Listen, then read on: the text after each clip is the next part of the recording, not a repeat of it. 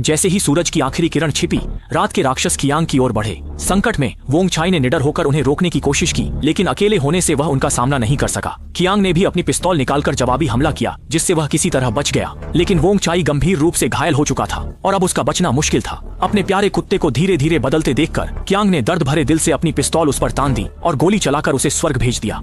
इस समय मजबूत भाई के पास कोई सहारा नहीं था और जीने की आखिरी उम्मीद भी खत्म हो गई थी। रात के अंधेरे का फायदा उठाकर वह कार चलाते हुए बाहर निकला और सीधे रात के राक्षसों से टकरा गया, लेकिन जल्द ही उसकी कार रोक दी गई और सांब्यो धीरे धीरे उसके सामने आ गया। जब वह मारने ही वाला था, तभी अचानक एक तेज रोशनी आई। जब मजबूत भाई फिर से होश में आया तो उसने खुद को एक अजनबी कमरे में पाया। वहाँ एक महिला खाना बना रही थी और एक छोटा लड़का भी था। छोटे मेई के मुंह से ही उसे पता चला, असल में वह भी उस छोटे कस्बे के कुछ गिने चुने जीवित बचे लोगों में से था, जो अपने बेटे के साथ यहाँ 5 साल से जी रहा था। कमरे में मौजूद खाना कुछ समय तक जीवित रहने के लिए पर्याप्त था और कुछ दिन पहले ही छोटी मेई को सूचना मिली थी कि बाहर अब भी सेना का सुरक्षित क्षेत्र है, लेकिन बच्चे के साथ होने के कारण वह सुरक्षित स्थान पर समय पर नहीं पहुंच सकी। जैसे जैसे दोनों का साथ बढ़ा, उनके बीच की भावनाएं भी तेजी से बढ़ीं, लेकिन यह सुखद समय ज्यादा देर नहीं रहा। फांग बियाओ अपनी फंसी पत्नी को बचाने के लिए रात के राक्षसों की सेना के साथ कियांग को ढूंढने आ गया और देखते ही देखते हजारों रात के राक्षस इमारत पर चढ़ने लगे।